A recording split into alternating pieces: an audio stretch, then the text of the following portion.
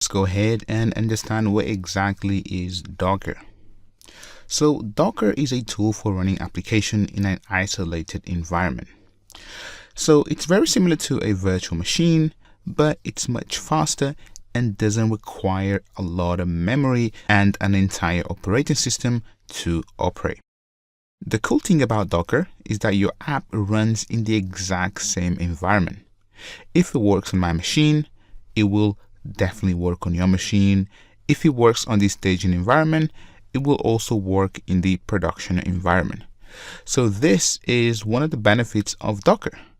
And pretty much it just works, right? If it works on my machine, then you are guaranteed that whatever you deploy your application, it will also work.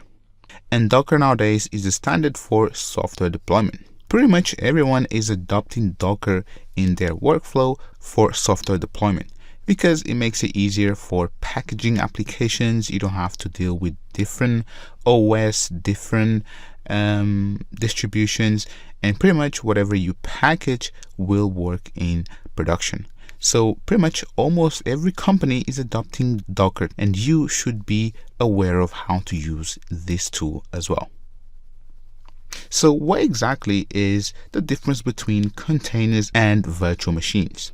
So a container is an abstraction at the app layer that packages your code and dependencies together.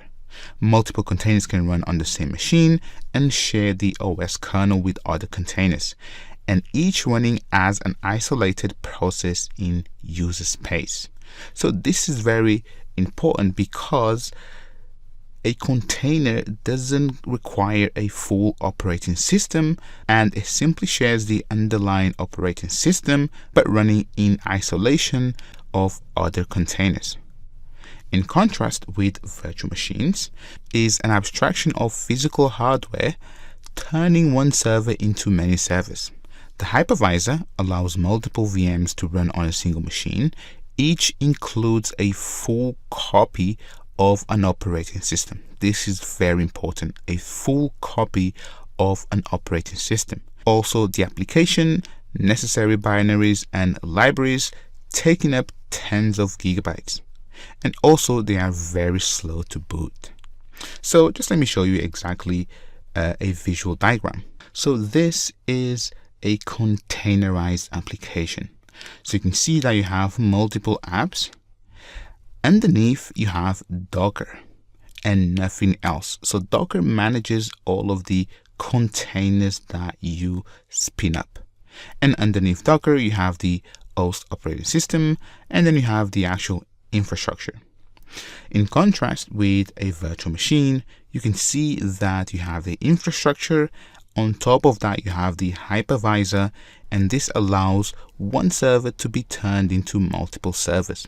And you can see that each virtual machine requires a full guest operating system. So this is the fundamental difference between Docker and virtual machines. So the benefits of using Docker is that you can run a container in seconds instead of minutes. As you see that for you to spin up a full operating system, it takes a while. Also, less resources results in less disk space as well as less memory. So these are very good advantages of using Docker instead of virtual machine. And as I mentioned, you don't need a full operating system. So these are some of the advantages of using Docker, but obviously you have things such as deployment and testing. So you can test things locally and then you can take it to whatever environment, and it is absolutely guaranteed to work.